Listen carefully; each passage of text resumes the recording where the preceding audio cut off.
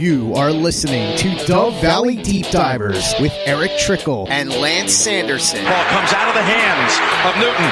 It's on the ground, picked up by T.J. Ward at the 4-yard line. Vaughn Miller did it again. On Overtime Media. And we are live. We're going to let this stream kind of breathe for a second, come to life, and make sure that we're streaming across all platforms nice and cleanly. Looks like we are good to go. Mile high hello, everybody in Broncos country, and welcome into another episode of the Dove Valley Deep Divers podcast.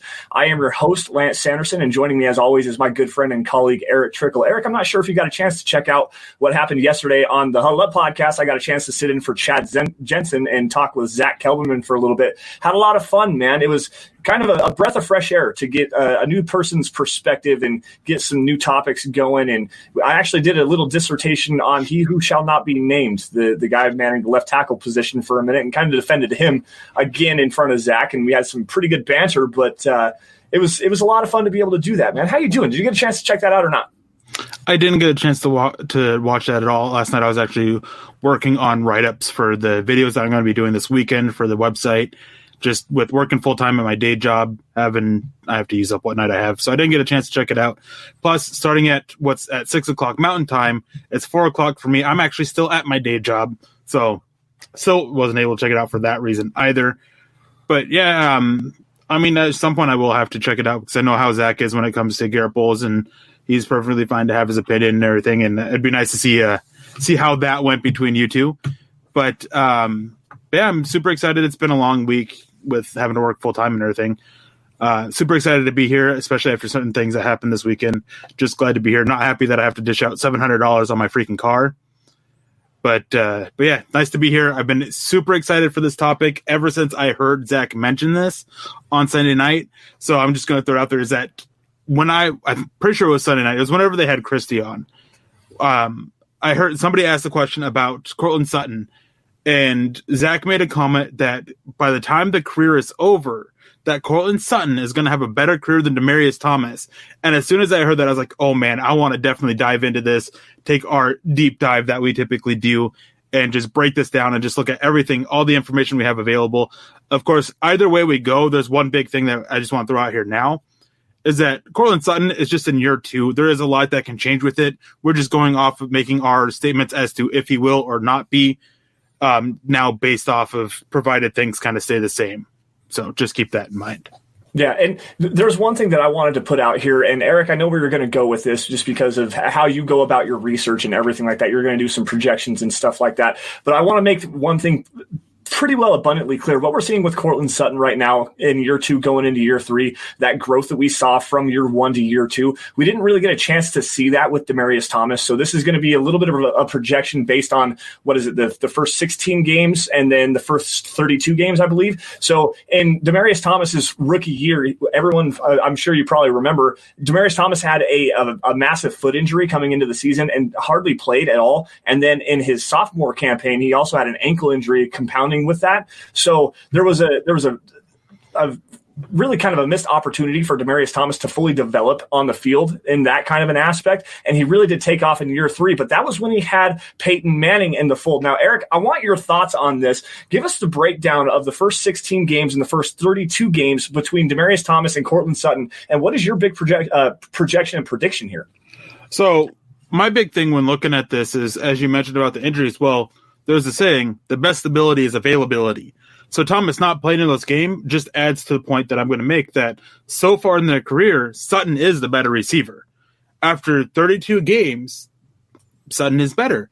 And I mean, for Demaryius Thomas to reach 32 games, he had to play 3 seasons because of all the time he missed with injuries.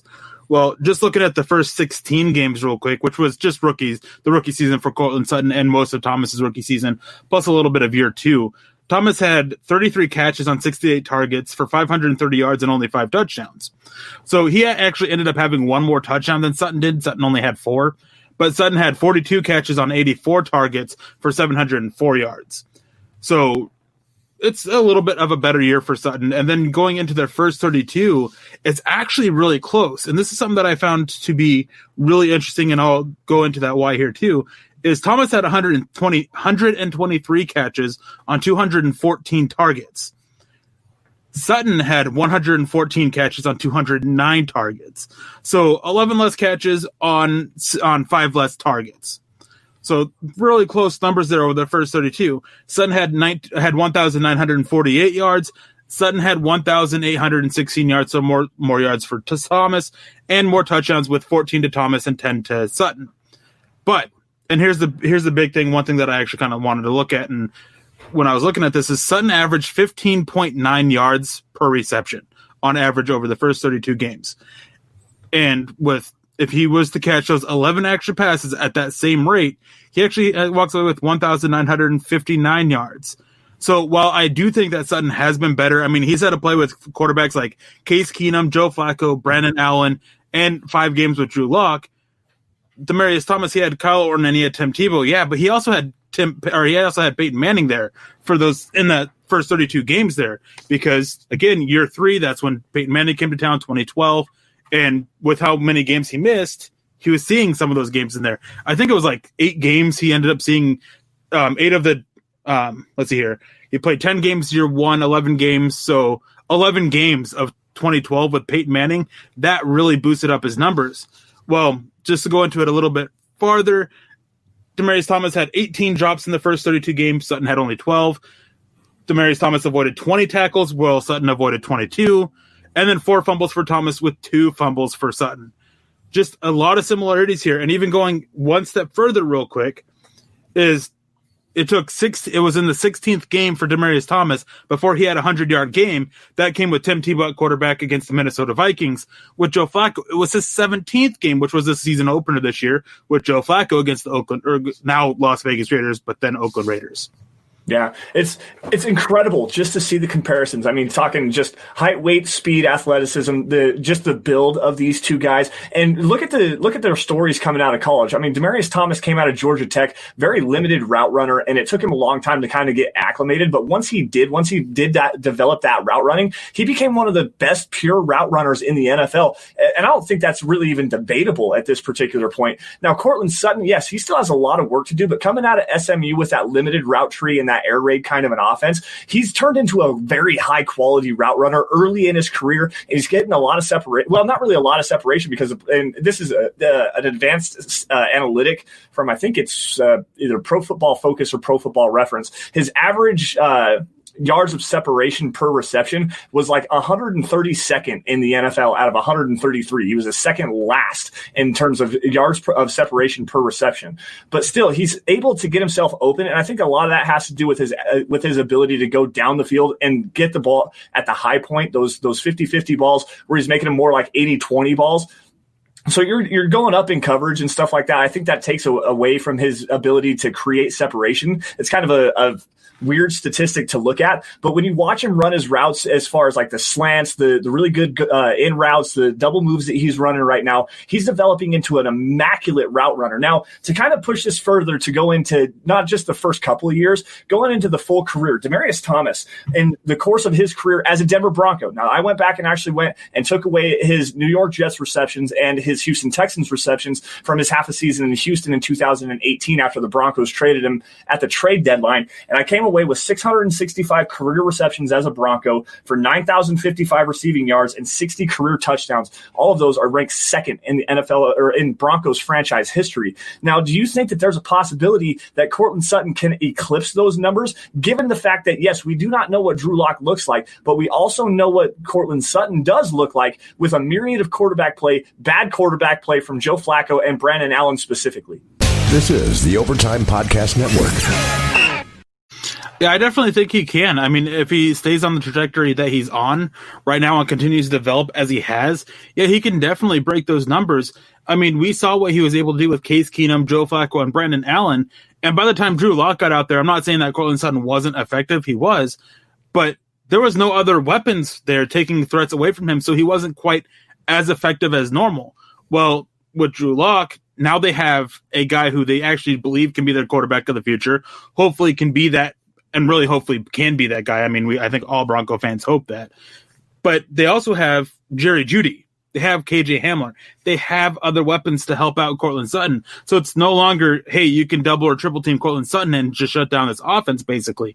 Is you have to worry about these other guys, which is going to force single coverage on Courtland Sutton, which he can just eat up because he can win in so many different ways. He's not the fastest guy out there, but he has some pretty solid quickness there to get open out of a quick break or a quick cut in his route. His route running is probably his most biggest improvement from year 1 to year 2. I mean, it was just astronomical improvement. Still has a little ways to go there, but just the improvements he made. But he can also go up and get it and just bully you at the high point or bully corners at the high point and turn those 50-50 balls into, as redundant as this is, because I know it's been said so many times, he turns those 50-50 balls into 80-20 balls. So he is just a tremendous player and everything. And I think that as a prospect, I liked him more than I did Demaryius Thomas. And it's just going to be interesting to see if he can continue to develop on that level. It's insane potential. And the fact that he fell to the second round where he did is just mind blowing. And I think I think teams are going to regret that if they aren't already. I mean, especially like a team like the Cowboys, the team that was so linked with taking him in the first round, and they passed up on him and what he's become. But yeah, I definitely think he can pass Demaryius Thomas's number. And this isn't a slight against Demaryius Thomas whatsoever. He was a really good receiver for the Broncos. He was a great receiver for the Broncos. The drops did bother me a little bit. So did the times that he would always have to come out every now and then because he had hurt his leg or something like that. Well, that's understandable. That's part of the game of football. But it's just Sutton, I think, can be better. And what we've seen from Sutton so far shows that he can actually be better. Yeah, no, I totally agree with that. Sutton at this point right now, people are talking about him being a top 5 wide receiver in the NFL, like for the long run of his career. And the Broncos are going to have to do something and figure out a way to get him paid because he's going into year 3. Year 4 is the expiration of his rookie contract. And they also have Drew Lock to pay here soon too. You might want to nip that in the bud early. Get Courtland Sutton on a deal where they long-term extend him for the next, say, 4 or 5 years. Get him early so that they can get him at kind of a discounted price and also still be able to save some room for Drew Lock. Now, guys, before we continue on this conversation, just a couple of quick matters of business. You are watching the Dove Valley Deep Divers podcast. Make sure you guys are following me and Erick on Twitter. You can find me at Sanderson MHH and for Erick at Erick Trickel. Also, make sure you guys are following the show at DVDD_pod. This is where we give you guys live updates on what we're going to be talking about for this week's episode. We do throw some takes on there, but if nothing else, make sure you guys are following us on our Twitter accounts to make sure you can get any kind of Broncos news and analysis from our side of things. Also, head on over, while you're at it, follow Mile High Huddle, at Mile High Huddle. Make sure you get the instant news and analysis, breaking news articles, film updates, and stuff like that regarding your Denver Broncos. It's the best way to keep in touch with what's going on with not only milehighhuddle.com, but also the Huddle Up Podcast Network, Dove Valley Deep Divers, Building the Broncos, obviously the Huddle Up Podcast. If you guys get a chance, head on over to huddleuppod.com. If you're guys in a position where you're like financially able to do so, go get yourself a hat, go get yourself a t-shirt. And later on, guys, speaking of hats and t-shirts, we are doing a giveaway. We haven't forgot about that. We're going to announce the winner of the giveaway towards the end of the show. And while we still have some time, if we've got some people that are listening that want to try to get in on this, you have to be following all 3 of the accounts, me, Erick, and the Dove Valley Deep Divers. And you have to answer this question correctly. Erick has an autographed mini helmet and a jersey from one former Broncos player. Who is it? If you answer that question correctly, we will enter you into our randomizer, which Erick is going to pull up and put on screen to announce the winner of the drawing here at the end of the show. And if you guys are not willing to do so, the 3 things you can do to help the show grow in the easiest way possible. We just crossed over 7,000 subscribers on YouTube earlier last week. Subscribe. That is the easiest way to make sure that this community is growing. Like every video you guys see, and if you love what we are doing, share it out. Now, guys, we're going to get to some of your questions, but before we do, I want to say hello to some people chilling out and getting the conversation going. Obviously, Bawana Beast, the mayor of the Broncos community on YouTube, Flippin' Booch, Andy Rock Lovato, and my buddy. This is my guy right here, High Rider XX. This is my 12-year-old stepson, Jace. Jace, what's up, buddy? I love you. I miss you. I wish you were home, and here's so we could talk in person, but I appreciate the fact that you're watching the show live tonight. Hi, Jace. Jace, meet Erick. Erick, meet Jace. All right, Stu, coming in. Into some of these super chats from Mount Olympus himself. He's not even on Mount Rushmore. He's up above the clouds. He is Zeus, as Zach likes to call him. $10 donation. Stu, always so consistent, and we love your support, man. Thank you for joining us tonight. I got another one here down towards the bottom. We'll get to some of these questions and comments here in just a minute. I'm going to have to find this. Where did it go?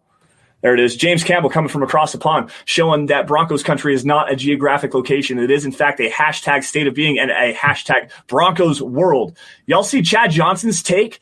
I can confidently say this is the first time I've seen 3 true number 1 receivers on one team. Hashtag DVDD, hashtag Broncos world. And James, you kind of let the cat out of the bag on this one. We weren't really going to talk about this until later towards the end of the show, but I did see that. And there's a very interesting statistic. And Nick Kendall, I'm not going to spoil the article. Nick Kendall has a very interesting article regarding the Broncos weapons coming up regarding speed. There was an interesting tweet about that and how the Broncos are going to play out this year. But Eric, what do you make of Chad Ochocinco's prediction about the Broncos having 3 number 1 wide receivers on the same roster? Man, you're going to make everybody hate me super early in this show, man. I don't agree. I don't agree that Denver has 3 number 1 receivers on this team. I think they have 2 number 1s. I don't. Okay. So one big thing when I was watching Jerry Judy is I didn't see the potential to be a number 1 receiver in the NFL. And until he proves me wrong, I'm going to stand by that. That's what I came away with scouting. And with KJ Hamler, I think he's got great speed. I think his hands are such a concern for him that he's a threat, but he's not a number 1 receiver threat for me. I think that Denver has 1, with Courtland Sutton being that, maybe 2 if Jerry Judy proves my scouting report stuff on him wrong. But hey, whatever Chad Johnson's seeing with it, man, I hope it turns out to be reality, because the Broncos, if both those guys can turn out to be number 1 receivers, that'd be amazing for the next couple of years. It'll be interesting to see how it goes a little bit later when, it comes to money, and paying them all. But man, yeah, it'd be awesome to see it actually materialize onto the field. Yeah, no, I agree with that. I disagree that you don't think that Jerry Judy is a number 1 wide receiver. He was my number 1 wide receiver in the class, and I know you were infatuated with CeeDee Lamb, but Jerry Judy and his technical route running, the ability after the catch. Yeah, I understand you hate the drops. I hate the drops too, but we saw that with Demaryius Thomas and Courtland Sutton as well early in their nowhere near the level. It's not. I Hamler had a 25% drop rate. Not KJ Hamler. I'm talking about Jerry Judy. Oh. Yeah, Jerry Judy, there's some frustrating drops there, and I understand that completely. But still, that's one of those things that concentration and getting on that jugs machine really helped Demaryius Thomas, especially early in his career. And he actually developed into having some very good hands. There was that really frustrating game against the New England Patriots, 2015. We all remember the one, Brock Osweiler leading the charge, C.J. Anderson in overtime running that huge touchdown run to beat the Patriots in Denver and on prime time and everything. Demaryius Thomas had probably his worst game as a pro in that game. He had like 4 drops, and that happens. That's part of playing football. Sometimes, not everybody can be a DeAndre Hopkins where you go like 18 games without dropping a single pass. Like that happens. You're going to have to just kind of work your way through that. Now, Jerry Judy, I think that there's enough there that he can be a true dynamic number 1 wide receiver in this offense. I don't know. I'm not sure about that, especially early on, but watch him develop and watch him continue to grow, especially after he's still out there right now putting in work. Did you see the video on his Twitter account the other day where he was doing all the cuts and working on his footwork and everything? The guy has naturally great route running ability. He's worked on it. He's refined it, defined it down to a finite detail of his game. And that's going to continue to translate towards the rest of his career. I don't think that there's any question about that. Okay, so with Judy and his drop rate, I actually did some digging on it. His drop rate from last year, which was like 8.3, was very similar to a guy like Julian Edelman's, Odell Beckham Jr.'s. So it's not a terrible number. It's just one. I mean, obviously you wish that your receiver never drops a pass, but that's a little bit unrealistic. It just doesn't happen all that often. So the drops, while they're a concern, it's not a huge one. My bigger concern is the early signs of arthritis in his knee. That was one thing that a bunch of teams flagged him for. So far, he's not showing signs of that hindering him, so that's a positive. But how long before that happens? As a guy who has early signs of arthritis in my knee, I can talk about how much that sucks to have that. Yeah. Which is one reason why it concerns me. There's some days where it's so hard for me to just walk. I can't even imagine having to be an athlete. But the thing with Judy, the reason why I don't see him as a number 1 receiver is because I think his skill set is that of an elite number 2, which is nothing wrong with that. No. He is a great prospect. His skill set I view as one that is a lot more complementary than leading the team. Yeah. And I think that he is a perfect complement to Courtland Sutton, especially and KJ Hamler, especially since they got him. I mean, he's got decent speed to challenge downfield, but his route running is tremendous that it's going to be hard to, if you want to double cover him, you're going to have a hard time doing it because of how quickly he can open. Then you have a guy like Courtland Sutton on the opposite side. It's just a perfect match. It isn't anything a slight on Jerry Judy and his ability. It's just the fact that I just don't view his skill set as being that number one piece. Not saying he can't be dynamic or anything like that. It's just, again, it's complementary. It's the same kind of thing that we see with pass rushers. We always often talk about the Batman and Robin of pass rushers. Von Miller's the Batman, Bradley Chubb's the Robin. Chubb can develop into being a Batman, but right now he's the Robin. I don't think that Judy can really develop into that Batman type, but he's just an elite Robin. Nothing wrong with that. You need those. You have to have those. If you want to move the ball, that's what you got to have. I mean, we've seen it so many times. I mean, Erick Decker, when he was with the Broncos, he was an elite number 2 there for a while. Yep. And it's because he complimented Demaryius Thomas so well. Yeah. This is the Overtime Podcast Network. Well, and going even another year after Erick Decker left after Super Bowl 48, and then the Broncos go out and they get Emmanuel Sanders, and Emmanuel Sanders quickly turned into a fan favorite. I don't think there's any question that Emmanuel Sanders is an elite number 2. He's at least at the very top of the number 2 wide receivers.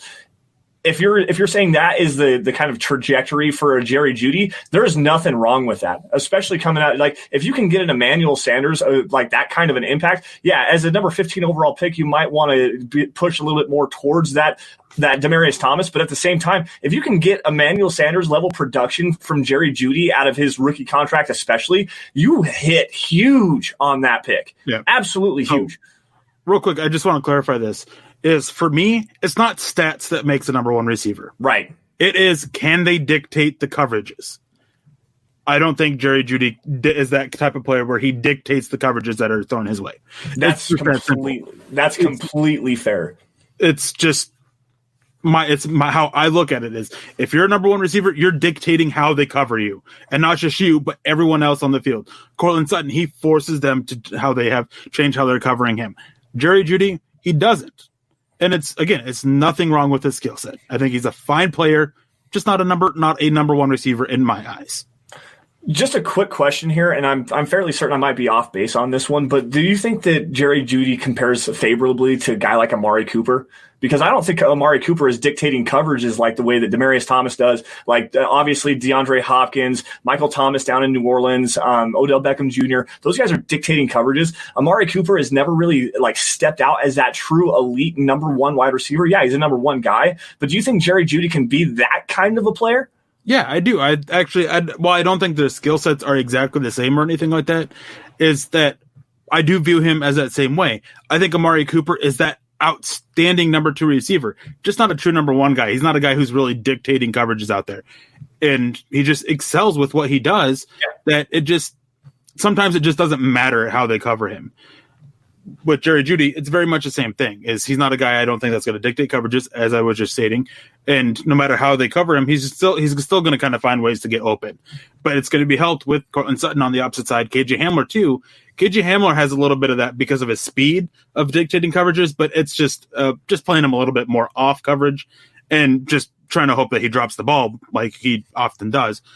But yeah, that's what it all comes down to. It's like CeeDee Lamb. I thought he had that. He was the number 1 receiver because he has the traits of a number 1 receiver. He dictates how you coverage everybody, how the defense covers. So that's all it comes down to. I definitely think that not necessarily the play style, the skill set, but how they are used is very similar to Amari Cooper. Okay. Well, that's going to wrap it up for the wide receiver discussion. I do want to get back to it just a little bit towards the end of the show, just because I have some interesting statistics regarding Rod Smith, and I want to get your take on that. Maybe Courtland Sutton, if he can have the longevity of a Rod Smith, could he potentially get to those franchise record-holding marks? But still, we're going to move on just a little bit. I got some really good questions here. Kenneth Booker jumping in on YouTube, and he's asking, who do you think the best all-time Broncos linebacker is? Gradishar, Vaughn, Meck, Al Wilson, or someone else? Now, this is kind of an interesting question just because Randy Gradishar to me is an egregious Hall of Fame snub. And if you're talking about that old school mentality, we're going to hit the holy hell out of you and play that kind of a football, Gradishar is probably it.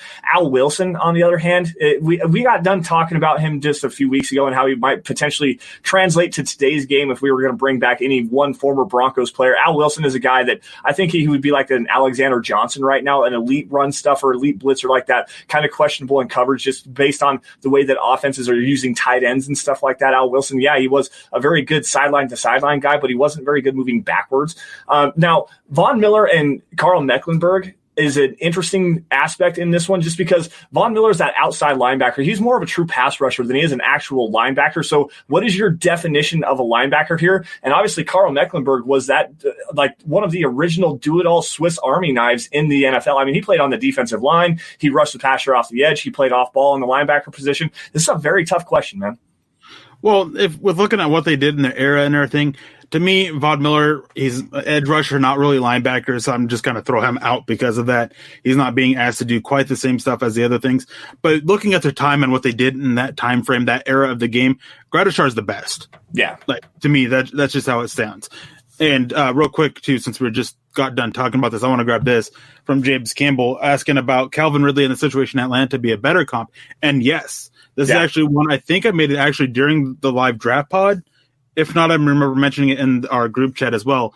That is the kind of situation that I see with Denver is Calvin Ridley is Jerry Judy in this case, and Jerry Jones is Courtland Sutton as being the number one, number two. Calvin Ridley, he still has a little bit of room to grow, I think, as well. But yeah, that is actually the exact situation I kind of imagine. Just adding KJ Hamler in there with speed, similar to what I can't remember who it was. The other receiver was back when they had Taylor Gabriel. Mohamed Sanu. Yeah, kind of a similar situation as that.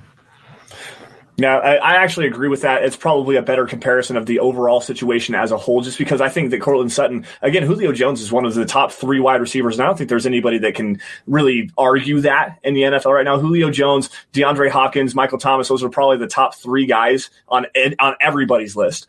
But, yeah, with Courtland Sutton, I think he can be up in that conversation. So, Robert Caswell, going back to the wide receiver conversation here really fast. Do you think Demaryius Thomas got a handicap with Peyton as a quarterback? And this is something that we actually talked about before we went live, was the impact of Peyton Manning on Demaryius Thomas. Now, we saw him play in 2017 with Trevor Siemian in tow, and he had another 1,000-yard season in 2016, but he only had 949 yards in 2017 with Trevor Siemian and Brock Osweiler and Paxton Lynch throwing him the football. And he actually saw kind of that slowdown. Emmanuel Sanders also being in there, and just the way that the offense had kind of shifted in focus there it's kind of a hard thing to project there. But I do personally think that Demaryius Thomas does get a handicap because Peyton Manning in 2012, 13, and 14, he was so good, and he made Demaryius Thomas into what he is. There's no question about that. Demaryius Thomas had three.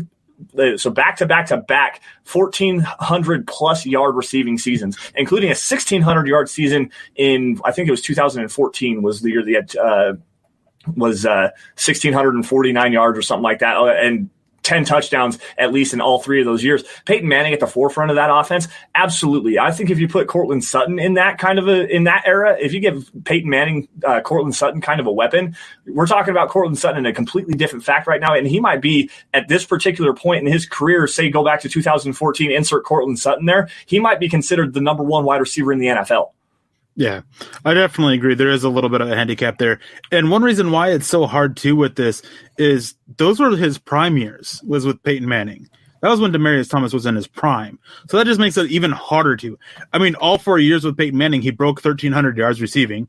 3 of the 4 years, he had 10-plus touchdowns. The other year, he had 6 touchdowns, which is still a pretty high number. So, yeah, it definitely gets a little bit of a handicap. I don't think that it's a huge one to make him say, that he was a product of Peyton Manning completely. I think he was still a very good receiver, and we saw what he can do without him with the performance that he was able to do with Tim Tebow in a rushing offense, picking up what he did and everything like that. I definitely think that there is there was some talent there, but yeah, definitely is a handicap. Darian P came in earlier with a $2 donation asking, how does Judy's route running compare to other receivers? Entering the NFL, I thought that he was probably a top 10 route runner in the NFL already. There's just not many receivers that can run routes as him, as well as he is, or as well as he does with his fakes and everything. I'm not sure where exactly I would put him, but he's definitely in that top 10. Some guys I think are better, but I mean, obviously he's better than a lot of other players. Yeah.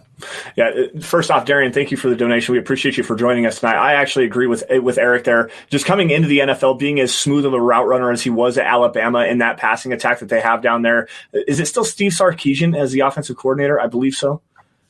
I think so. I might be wrong on that. Correct me if I'm wrong, guys. But that's a pro-style offense. I mean, Steve Sarkisian was the offensive coordinator in Atlanta with Matt Ryan and Julio Jones down that way. So there's a lot of pro-style concepts that they're running down in Alabama right now. And there's probably always going to be with Nick Saban in the fold. But as far as Jerry Judy's route running coming into the NFL, Eric, I do 100% agree with you on that. If nothing else, he's at least a top 15 route runner day one in the NFL. Yeah. So I want to throw this out there too is Wannabes is informing us that we actually missed a donation from Dave Darlington. He said it's a $2 donation, so thank you, Dave, if you're watching the replay of this. He said, date night, catch y'all later, #Go Broncos. Definitely enjoy your date night. Make sure it's a good one. This is the Overtime Podcast Network. Yeah, absolutely. Sorry about that. I didn't mean to miss that from you guys. Let's see here. There was another couple of questions up towards the top. And then, hold on real quick. And then Dylan Von Ark, since we were talking about Judy, $2 donation. Thank you, Dylan, for your donation. We appreciate that. Said Judy's video of him making cuts made my ACL cert. Yeah. Yeah, I blew an ankle 3 times. And I have bad ankles. Like, that made me hurt from head to toe. Chris Long, the former defensive lineman for the St. Louis Rams when he was drafted, and the Philadelphia Eagles with that Super Bowl championship team a couple years ago, put on his Twitter account, imagine being the next person in line after watching Jerry Judy run that route tree the route stuff that he was doing. And I retweeted him saying, imagine being in one-on-one coverage across from the guy knowing that he can do this. Like, what would like if you knew that you had to be tasked one-on-one coverage, press coverage on something like that, where Jerry Judy using his face and stuff like that? Man, that's how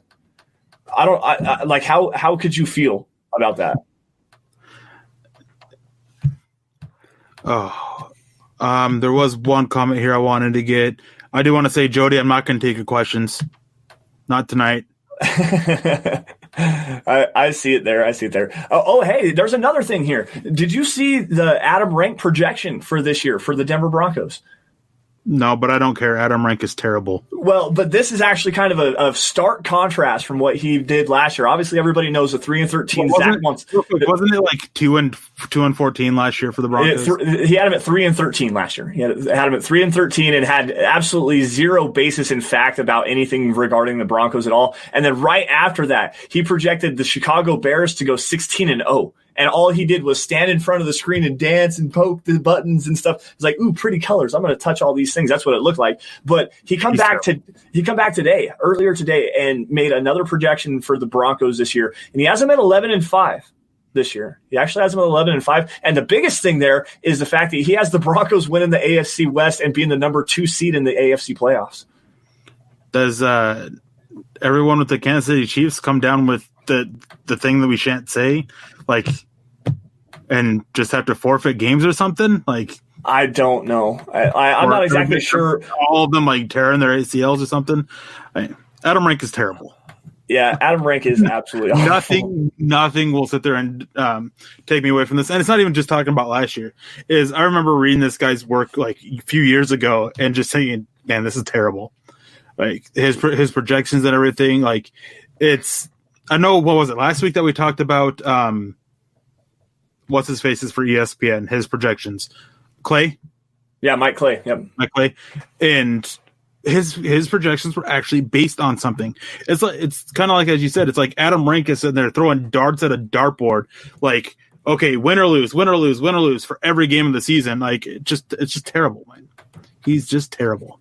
Yeah, absolutely awful. There's a good question here, and it's actually a comment more than anything on Facebook from Andy Rock Lovato. Let me pull this up here. So you're saying that Rod Smith and then Demaryius Thomas are the only wide receivers we have had in the last 25 to 30 years that own great stats. First thing, no. Wow, I hope we have 3 on the roster as we speak. Now, to kind of break this down just a little bit, no, absolutely not. There's been a bunch of Broncos wide receivers. Obviously, we just got done talking about Eric Decker, Easy Eddie Mack. Lloyd had a really good time there. Yeah, Brandon Lloyd. We were just talking about that with Bolana before we we went live about Brandon Lloyd was actually a thing, and Jabbar Gaffney as well. But still, no, you've got Easy Ed McCaffrey. You've got Ashley Lee was pretty good there for a long time. But the reason why we highlighted Rod Smith and Demaryius Thomas specifically for this reason is because Rod Smith is the all-time franchise leader in every major receiving category. Most receptions, most yards, most touchdowns. Demaryius Thomas, number 2 in all 3 of those. These are the top 2 Broncos receivers ever. I mean, yeah, you had Rick Upchurch in there. I mean, Haven Moses. Let's see here. The 3 amigos. Yeah, the Broncos have had some really good wide receivers in their time. But when you're talking about Courtland Sutton becoming, specifically for this reason, this is why we highlighted these 2 guys, is because Zach Kelberman on the Huddle Up podcast, I believe it was on Sunday, said that Courtland Sutton was going to be a better wide receiver and eclipse Demaryius Thomas as the number 2 wide receiver in Broncos history. Now, to break this down just a little bit further, I want to go into some Rod Smith aspect here a little bit. Rod Smith is my most favorite Broncos player ever, and he has been for a long time, pretty much my entire life. We're talking 849 career receptions over a 13-year career, 11,389 yards and 68 career touchdowns. Now, I'm going to pull up Rod Smith's Wikipedia page, which might not be the best way to go about this, but just let's go back and take a look at some of the awards and accomplishments that Rod Smith was able to garner over the course of his 13-year career. He was the first undrafted player ever to reach 10,000 receiving yards and the 24th player in NFL history to eclipse that figure. He has the most receiving yards, 11,389, and touchdown receptions, 68, of any undrafted player in NFL history. And he ranks second on most receptions, 849, by any undrafted player in NFL history behind former Bronco Wes Welker. So we're talking about a guy that, if you're talking of the annals of NFL history, it's kind of an egregious mistake to not be talking about Rod Smith as a Hall of Fame kind of a player. You're talking undrafted rookie free agent out of Missouri Southern State, a Division II college deep south in Missouri, that nobody knew about. He had won his way through the ranks and became an all-pro in 2000 and 2001. We're talking one of the best wide receivers of the late 90s and early 2000s, man. How are we not talking about Rod Smith getting into the Hall of Fame? I have no idea. I remember, and people actually jumped on my case for this a couple of years ago. It was before Terrell Davis was in the thing. And I'm pretty sure I wrote an article about it. If not, I just tweeted out that I really felt that Rod Smith deserved to be in the Hall of Fame before Terrell Davis. Yeah. And I stand by that. I really do feel that Rod Smith was more deserving of the Hall of Fame than Terrell Davis. And it's not a slight against Terrell Davis. I think he was great, and what he did for the Broncos was great. But Rod Smith, what he accomplished in his career, as you said, being from that super small school in Missouri and everything like that, and what he was able to make out of his NFL career, definitely. And he wasn't always just the benefit of great quarterbacks, because he had performed with some really bad quarterbacks. Yep. So I really felt that was the case. And I'm still sitting here wondering, why isn't he not in there? Like, it's just mind-blowing that he's not being considered for it. I think that he's had a better career and did more for the game of the NFL than some of the guys who are in the Hall of Fame at wide receiver, especially. Yeah, no, absolutely. And like I said, we're talking about the first undrafted player in NFL history to reach 10,000 receiving yards. That's a major accomplishment. And the thing that people always want to say about the Pro Football Hall of Fame is that, how did you impact the game? Can you write the story of the NFL with that player? Like, if you can't have that player in the story of the NFL, he doesn't deserve a place in the Hall of Fame. Being the first undrafted rookie free agent ever to accomplish what he was able to accomplish over the course of, he had longevity as well. 13 years is a long time in the NFL, especially playing in the, was 94, 95, I believe, was when Rod Smith was brought onto the Broncos. And then to play through not only the John Elway years, he had Brian Griese at quarterback. Jake Plummer at times had flashes of greatness. Jay Cutler towards the end of Rod Smith's career as well. Like, he had a stretch of longevity. He was, I think he had like 140 some odd straight games with at least one reception. It was one of the longest streaks in NFL history. Like, there's no reason why he doesn't deserve to be at least a finalist. He's got to be at least a finalist here very soon. Yeah, he had 8,000-yard years. Oh my gosh. That's just tremendous. I mean, he was that one player that, when you sit there and you watch, and knowing he came from being an undrafted free agent if you're an undrafted free agent, that's the player you're looking at, because he's the first one that I can remember as an undrafted free agent to really come out and be a star in the NFL. Yep. So yeah, definitely. If you're writing the history without Rod Smith being in it, then your history is off, because he deserves to be part of it. He deserves to be in the Hall of Fame. And maybe that's Broncos country. We got to step that up and start pounding the table for that. He deserves to be in the Hall of Fame. Plain and simple. No ifs, ands, or buts. Yep, absolutely. Going back to a question from earlier, Charlie Beagle coming in here. Tom Jackson on the list of the greatest Broncos linebackers in Broncos history. The Orange Crush defense, Randy Gradishar, Tom Jackson, late 70s. Tom Jackson, I think, is probably more well known for his work on Sunday NFL Countdown, Monday Night Primetime, as far as that goes. And it's an egregious oversight as well. And I think that's a lot to do with the NFL bias in the East Coast and places like Minnesota, obviously Pittsburgh, Dallas, San Francisco as well, just because those teams were so great in the late 70s, early 80s, and all the way through there, that they garnered the most of attention. I mean, still, even to this day, minus a brief stint when Peyton Manning was the Broncos quarterback, Dallas is still regarded as America's team because of what they did in the 70s and 80s. Tom Jackson and the Orange Crush defense, it's a legendary defense, and there should be at least 3 players that are worthy of the Hall of Fame there, and Gradishar, probably Tom Jackson, and Louis Wright as well. But Tom Jackson is definitely high up on the list of the all-time great Broncos linebackers. There's no question about that. Yeah, I definitely agree. And I saw a question there about Michael Irvin being in the Hall of Fame, but Rod Smith not. Well, my only thing as to why it's possibly the case is because Michael Irvin's a 3-time Super Bowl champ compared to 2, with 5 Pro Bowls compared to 3. That's the only thing I can think. And he has a first-team All-Pro. But looking at their statistics and everything like that, I mean, let's see, 1, 2, 3, 4, 5, 6, 7,000-yard years for Michael Irvin, 65 total touchdowns compared to 68 for Rod Smith. Let's see, nowhere near as many yards, just under 12,000 yards for Michael Irvin compared to. Oh, I guess it is a little bit more. My bad. I thought it was 13, but 11, 4 for Rod Smith. But I mean, who did Michael Irvin play with that quarterback again?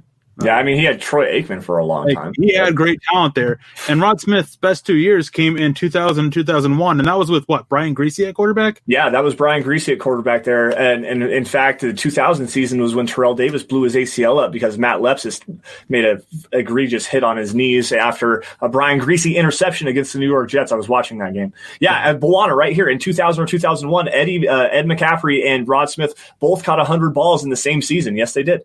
That's a big accomplishment, especially for back then in the NFL, with the way that the teams were still running the football. It was still a very violent game at the pass catcher position. Not quite as bad as like the 70s and 80s, obviously, but still in the early 2000s, there weren't these illegal contact rules. There weren't the egregious pass interference calls that are the phantom ones that you're seeing anymore now. But like back in the early 2000s and whatnot, you could pretty much get away with, I don't want to say it this way, but getting your hands in places you're not supposed to put your hands on another man. Like you could do a lot of different things in the early 2000s, and to have 2 guys with Brian Griese at the quarterback position, first off, that catch 100 balls in Mike Shanahan's offense. That speaks volumes to the abilities of those 2 guys in and of itself. Yeah, and before we get to the next question, I just want to remind you guys, here in about 10 minutes, we're going to do the drawing for the winner of the Dove Valley Deep Divers giveaway. This is the last call. If you guys know the answer to the trivia question, which I'll have Lance repeat here while I'm done, make sure you message one of us on Twitter. You have to make sure you're following either Twitter or on both of us on Twitter, as well as the Dove Valley Deep Divers Twitter account in order to win. So this is the last call for it. You guys have just about 10 minutes left to go do that. Yeah, and the question is, guys, thank you for bringing this back up. The question is, Erick has a autographed mini helmet and a jersey of one former Bronco. Who is it? If you guys answer that question correctly, you're going to be entered into a draw. Well, you're already entered into the drawing, but for a Dove Valley Deep Divers hat and a T-shirt. And after the fact, when we announce the winner, I'll have you guys, whoever the winner is, direct message me on Twitter, all of your personal information so that I can get everything sent your way. Now, Darian, coming back in, this is actually a pretty good point here. Whenever we play the Chargers, we should put Judy wherever Chris Harris Jr. is. Yes. And the big thing is especially with the way that Jerry Judy played at Alabama, they used him a lot more in the slot than people really like to realize. And where does Chris Harris Jr. like to play? In the slot. Like, that's going to happen a lot. All right. There was one question I want to say. It was about Fant and Pat Shurmur's offense. And before I get to that, though, I can't remember how to say your name. Sorry, I'm terrible with names. Pobby comes in with a $14 donation. Thank you for that, Pobby.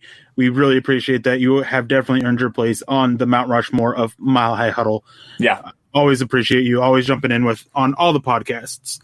And then Chad Wellner comes in. I heard Shurmur is conservative, at least in the past. Do you think he'll be more aggressive with Locke being more athletic versus Keenum and Daniel? And this actually kind of goes in tow with the whole Fant question that I saw earlier about how he's going to be used. Answering the Fant part first, I think that we're going to see a little bit of Fant out in the slot and using his athletic ability there in kind of 3 wide receiver sets, depending on where we're at on the field and everything like that, field positioning.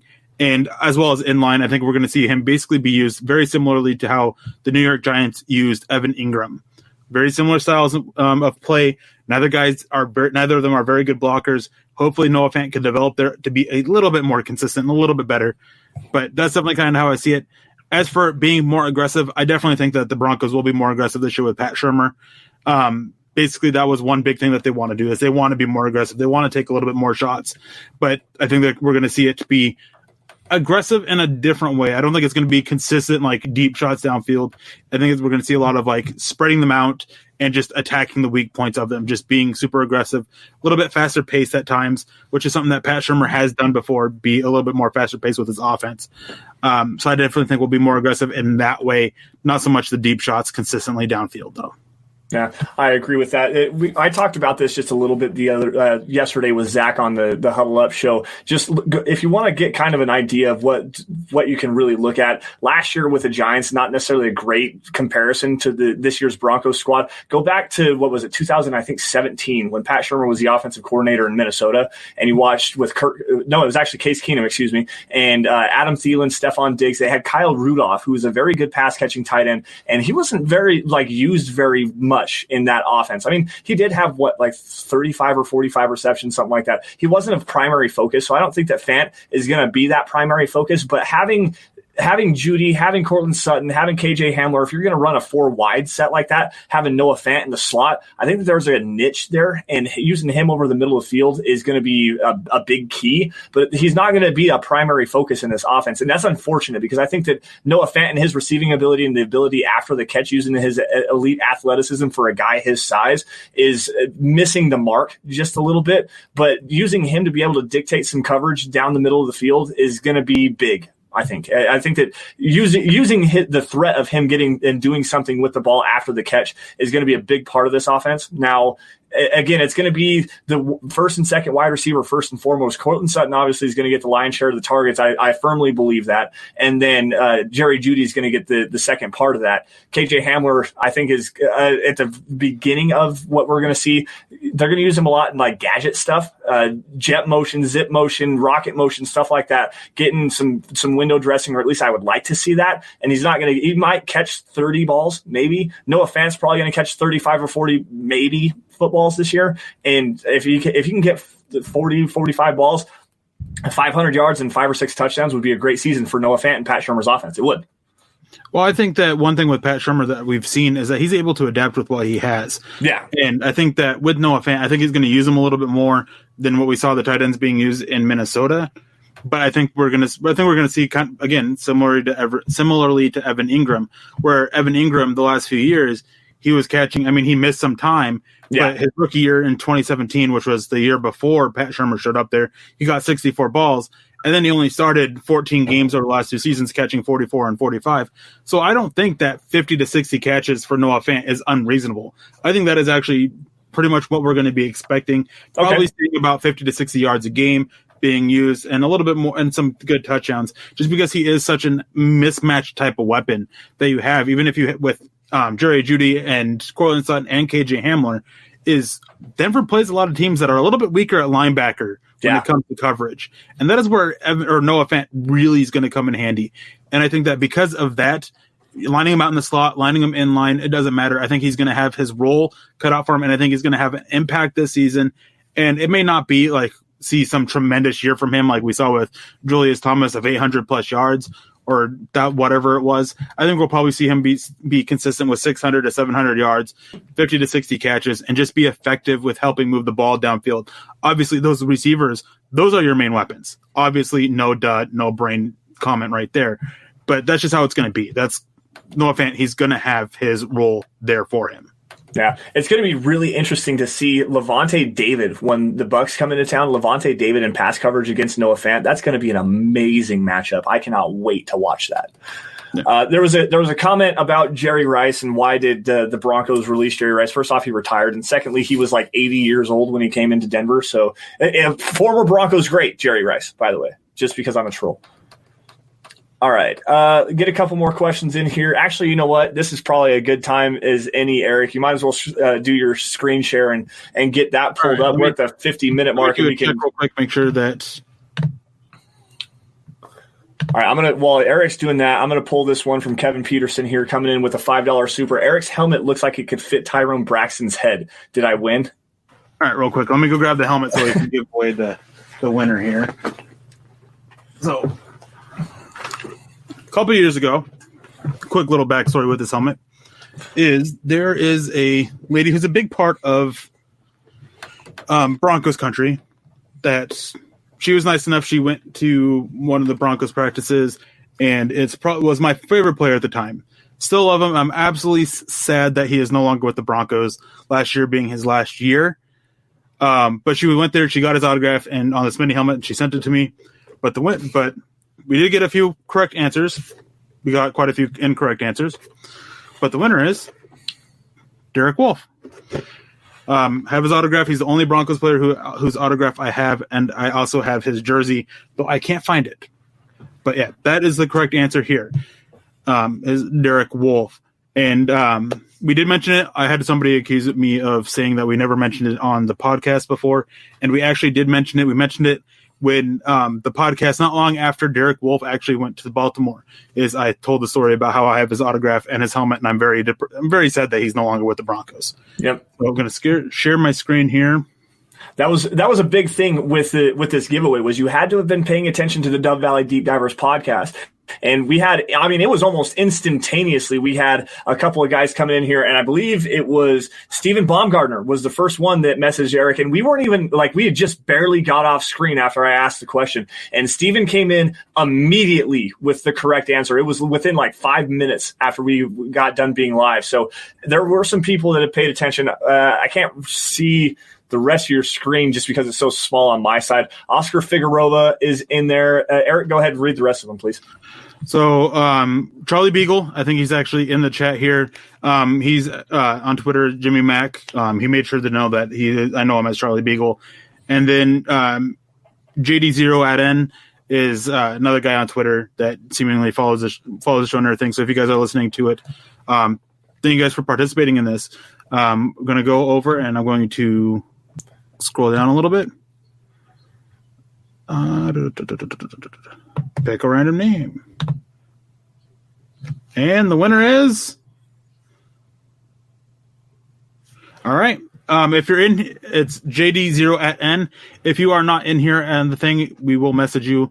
If not, well, actually, we'll message you anyways because we got to figure out where to send it to and everything like that. I did make sure that they were following both of us and the Valley Deep Divers before putting him down for the thing. I made sure everybody was doing that. But yeah, he is the winner. Congratulations. You are winning a hat and a shirt. We will definitely reach out to you. Probably be Lance more so. This was all credit to Lance for this, guys. It was all Lance's idea. I just came up with the question because we couldn't think of something that was a little bit difficult, but not too difficult. And something we said on the show. But it was all Lance's idea, his big thing, his project. So all credit to him. Lance will probably reach out to you if you are listening to the show live. If not, he probably already reached out to you.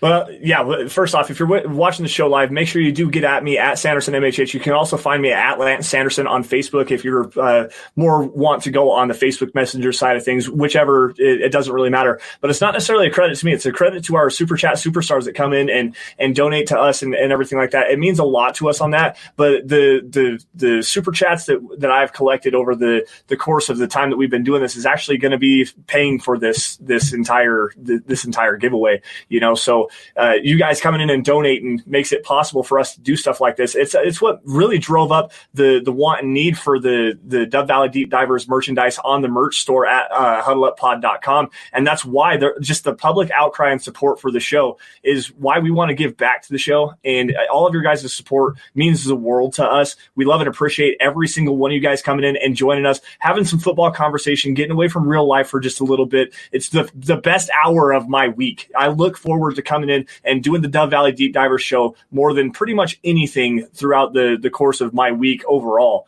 And to sit down with Eric and you guys, it really is the best distraction from everything going on in the real world. So with that, guys, first off, congratulate. Oh, there we go. Terry Randall coming in with a $5 donation up in Canada, showing that Broncos country is not a geographic location. It is, in fact, a hashtag state of being. Hey, guys.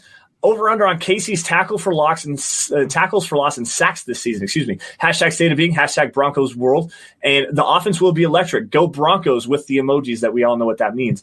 Over under on Jarrell Casey's tackle for loss. I would say probably 6 or 7 sacks would be a really good number for him. If he can get 6 or 7 sacks and take away some of the pressure from Von Miller and Bradley Chubb coming off the edge. If you can get that interior pass rush, 6 or 7 sacks for an interior defender is an amazing feat.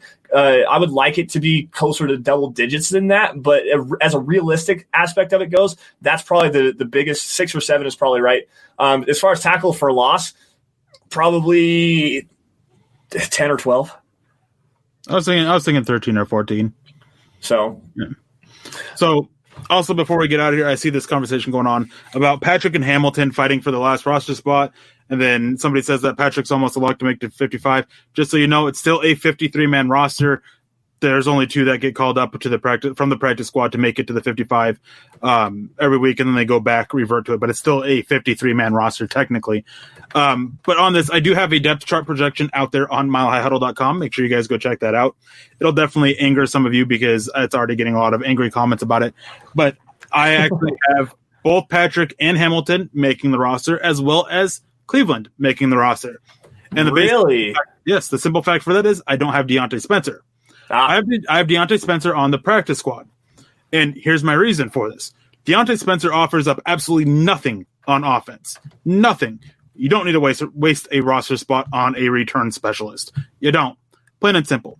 At least with Tyree Cleveland, Tim Patrick, and Deshaun Hamilton, is you get special teams play. Yep. They have a chance to offer up something on offense, especially Patrick and Hamilton. Patrick has shown to be a gunner. Cleveland has shown he can be a gunner as well as a return man, as well as offer up a little bit on offense. So that's why is you don't need to use a 53-man roster spot for a return specialist when it can call up 2 players off the practice squad each game. And the same reason for Beck. I don't have Andrew Beck making the roster because you don't need a full-time fullback on the 53-man roster when you barely use a fullback, and you can just call him up from the practice squad. If you suffer an injury, then you call up somebody else to replace that player. You just leave your specialists down there. Obviously, you can't not kicker, punter, or long snapper just because you just want to kind of keep those guys. But return men, just throw them down there. Well, and especially going just regarding Tyree Cleveland and Deontay Spencer as that last roster spot there at the wide receiver position. Tyree Cleveland, as you said, can play the gunner position and can be a returner. Deontay Spencer doesn't offer any kind of versatility in special teams, except for as a punt returner specifically, because the Broncos didn't really use him on kick returns last year. A lot of that went to Devontae Booker as well. They rotated those 2 guys out. So why would you have a guy that's specifically a punt returner, doesn't offer any gunner versatility, is like a gadget player at best on offense? I completely and totally agree with that. At least Tyree Cleveland is a decent deep threat, so you can put him on the offense if you absolutely have to and stretch the field just a little bit. But so Deontay Spencer didn't make the Pro Bowl, guys. As a punt returner? As a specialist. Really? Wow. Who'da thunk? Who'da thunk it? Like people keep making this comment to me. He's not on the roster at all for it. Was he an alternate? Okay. I was going to say, if he was an alternate, Dylan Von Arx came in and said, I'm pretty sure Spencer was an alternate. And I agree with Dylan. Again, Spencer shouldn't make the 53. There was an interesting question. I want to get this. Go ahead, Eric. But yeah, even it was listed the alternates because Courtland Sutton was an alternate and Deontay Spencer wasn't on that. There's no accolade saying that Deontay Spencer was a Pro Bowler whatsoever. So, well, maybe if you can find that. I'm going to tackle this question from Sleepy702 here before we get out of here, guys. Who do you guys think will have a better career, Shaquille Barrett or Bradley Chubb? Now, this is a loaded question. It really is, just because what Shaquille Barrett did last year, leading the NFL in sacks, and obviously we know the rotational role and the aspect that he had with the Denver Broncos, and last year was an anomaly. Let's just put it that way bluntly. It was an anomaly from Shaquille Barrett. I want to see him be able to do that and replicate that on another year. He's also a fifth-year player now. Bradley Chubb going into year 3 coming off an ACL injury. I think Bradley Chubb is a much better player. There's no question about that. Bradley Chubb is going to have a better career than Shaquille Barrett, but I am intrigued to see how Shaquille Barrett builds upon, 16 sacks or something like that he had last year? Something like that, yeah. I can't remember how many it was. All right. Well, as Eric's going to continue this on, we are at 59 minutes. Kevin coming in with another $2 super here. I don't even think we need to have a punter this year. I get the sarcasm there, but and the enthusiasm for locking the offense, but obviously we're going to have a punter. Really, you don't just have Locke throw the ball 60 yards down the field and call it a punt, I guess, if that's what you wanted. Well, they'd have to intercept it, but still, you got to have a punter. All right. Barrett had 19 and a half sacks. Thanks, Oscar, for coming in and correcting that. I didn't realize it was that many. Holy cow. All right, guys. That's going to do it for us. Okay, so yeah, he was listed as made it as a Pro Bowl alternate, but he didn't actually make the Pro Bowl, guys. Alternate doesn't mean you are a Pro Bowler. If by saying that he was an alternate, Trevor Siemian made the Pro Bowl too. Yeah. The return specialists for this AFC were McCole Hardman and Andre Roberts out of Kansas City and Buffalo. Being an alternate doesn't make you a Pro Bowler, guys. Yeah. I mean, there's going to be guys. Obviously, McCole Hardman played in the Super Bowl. McCole Hardman played in the Super Bowl. He can't even go to that's why you have alternates, and that's why Deontay Spencer might have got that. I actually thought he was a lot better. I swear, every single game, I'm like, God, he's going to break this next one. God, he never actually did. He had a couple of big explosive returns, but he was so inconsistent. I don't know how many times I decided to try to field a punt within the 10-yard line when there's nobody near him.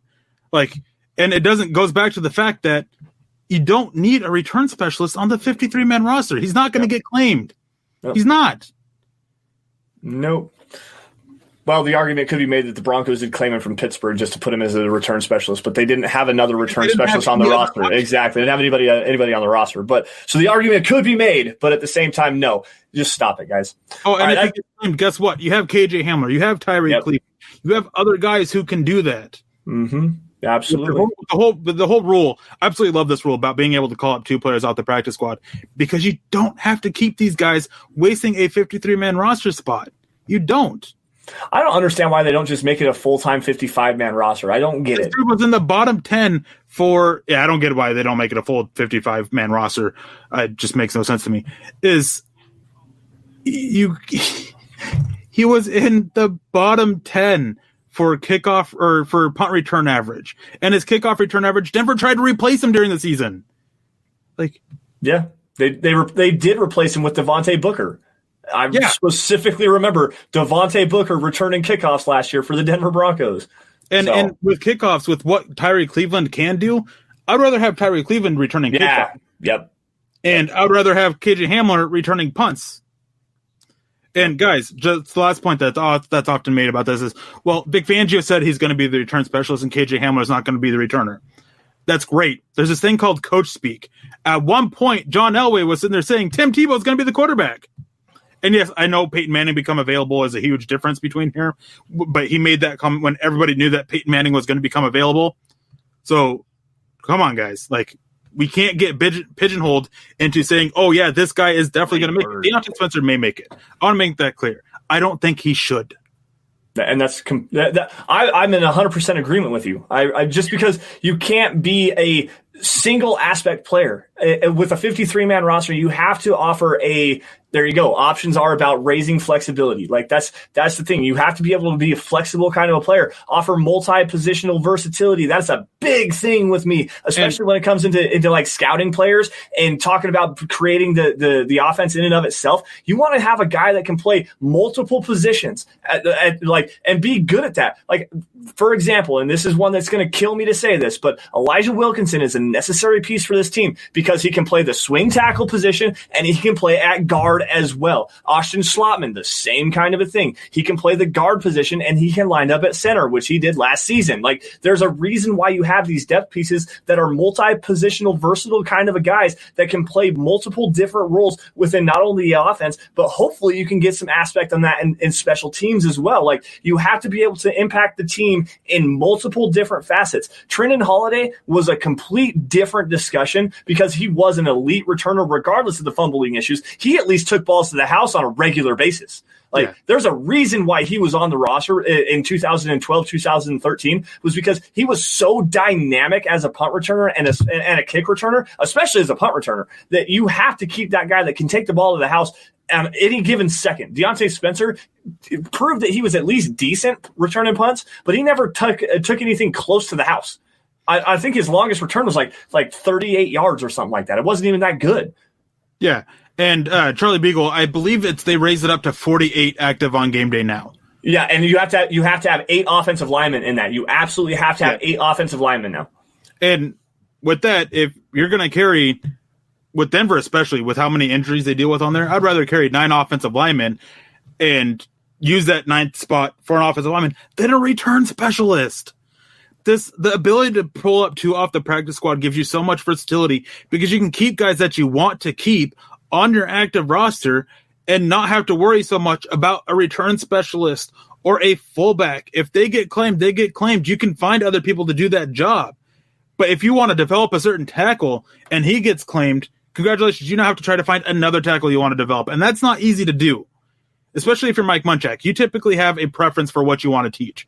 So if it comes down to keeping a tackle that Mike Munchak really wants to keep or Deontay Spencer, I'm going with the tackle. It's a more important position. It's not necessarily easier position. It's not an easier position to find, which is also the point. Returner is a lot easier to find. Denver has other players on their roster who can do returns. Tyree Cleveland, KJ Hamler. Heck, Tim Patrick at one point was sitting there being used at it. This is actually a good point from Dylan, and this is going to be the last one before we wrap this up here. Dylan coming in on YouTube saying, Spencer only seemed better since we've been terrible at returning for a while, and that is absolute truth.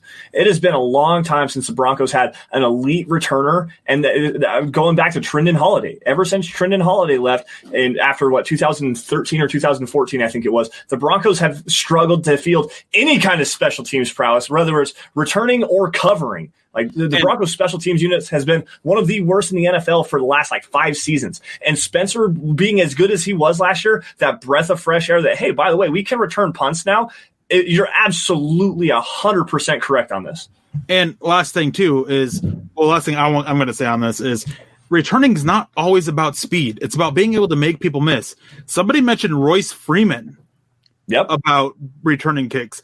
I'd be interested to see how well he would do there with avoiding people, because when you're returning kickoffs, it's more receiver-like than runner-like, and being a receiver is what Royce Freeman actually did well at. I wouldn't mind seeing what he could do back there. Devontae Booker was a really good returner and a blocker, which helps keep him around on the roster. Maybe being a returner is Royce Freeman's calling card. Yeah, he's not the fastest guy, but he can do decently with making people miss once he gets a head full of steam. Yeah, absolutely. Last thing here, Triple Threat coming in on Super. We appreciate that, man. Thank you for joining us. Watching Jerry Judy highlights, and he looks way faster, at least 4.3 in the 40 regarding his just straight line speed. I actually kind of agree with that. He did look a lot faster. What was it, a 4.45, I think is what he ran at the combine? So 4.45 is still no slouch, though, and some players do play faster than what they were timed on. There's players that play slower than they're actually timed. There's players that play faster than they're actually timed. Albert Okwuegbunam being one of those guys that plays slower than what he was actually timed. I don't think anybody expected to see him run sub 4.5. I really don't. That was completely wild. But anyways, guys, that's going to wrap it up. We're going to wrap it up here. Do it for us tonight. Thank you all for watching the Dove Valley Deep Divers podcast. Real quick. Make sure you guys continue to hound Chad about getting us a second show on earlier on Saturdays. This is primarily for those of you in Europe. Yes. We want to do an earlier show to try to get to that audience there. We have a lot of big things planned when it ever comes. But just let Chad know. Let Chad know that, hey, give these guys a show on Saturdays. Yeah. It's not like we have anything better to do. I mean, Lance has nothing going on in his life. It's not like I have a family or anything, but hey. I can at least get away with doing a show at noon Mountain Time because that would get the European audience and some of the Middle Eastern, a little bit of the Asian audience in there as well if they're willing to stay up till about 2 o'clock in the morning and listen to us. But still, we had some people come in. When you did your draft show, we had people coming in and talking with you, people from Australia, from Saudi Arabia. There's one, from Turkey, who he shows up every now and then on this one too. Yep. But yeah. And also is we can always be flexible on the time too. That's a great thing about me being in Alaska. If we're doing it 10 Mountain Time, or 12 Mountain Time, that's only 10 o'clock for me. We could even go up to 10 o'clock Mountain Time too, and that's 8 o'clock for me. I might look weird because I'm so tired, but hey, just let them know. Let Chad know. We're pounding the table for you guys too. Yes, we are. We are actually talking to Chad constantly about getting this going. But anyways, guys, thank you once again for watching the Dev Valley Deep Divers podcast. You guys can follow us on Twitter. You can find me at Sanderson MHH. Oh, Peterson Creative coming in at the buzzer with a $20 super, being very generous with his pocketbook. Thank you, dude. We appreciate that. I haven't been able to drop in live. I wanted to show some love and appreciate you guys. Hey, dude, we appreciate you. We appreciate everything and all the support we get from everybody in Broncos country. This is why we do this. The following that we have is amazing. We love to talk football with you guys. That's the biggest reason why we come in here on a day in and day out. Well, at least the day in day out basis for the Huddle Up podcast. But for us, every Friday, this is the best. Like I said, this is the best hour of my week. So, but anyway, guys, hour and 10 minutes. Yeah, hour and 10 minutes. Gary Palmer coming in at the buzzer as well. The old man is back. Hey, Gary Palmer just turned 81 on Wednesday. 81 years old, celebrated his 81st birthday. Happy birthday, man. Denver Broncos for life. DVDD is awesome. Hey, you're awesome, man. Appreciate you. And again, happy belated birthday. We appreciate you guys for coming out tonight, guys. But anyways, matters of business before we get out of here.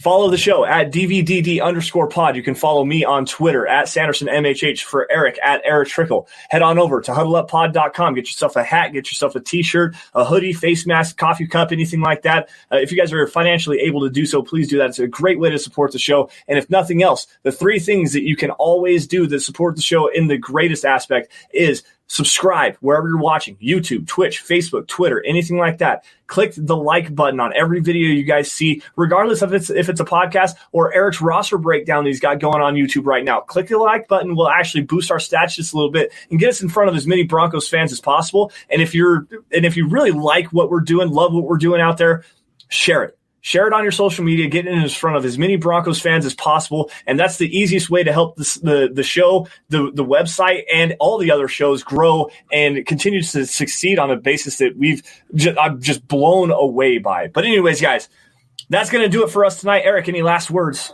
Yeah, clip-on ties suck. I have to wear one for my day job, just simply because if somebody grabs me by the tie, they can just rip it off. I hate clip-on ties, though. Pre-tied ties, those are what works. Yep. Or zipper ties. Well, yeah, pre-tied ties are the way to go. I actually pre-tie all of my ties. I gave you some grief about that a while ago, but still pre-tied ties are the way to go. Yeah, no unlikes tonight from Charlie Beagle. Hey, appreciate that. Everybody, smash the like button on your way out. You guys stay safe, take care, and have a great rest of your evening and an awesome weekend. We'll see you guys next week. You've been listening to the Huddle Up Podcast. Join Broncos Country's deep divers at milehighhuddle.com to keep the conversation going.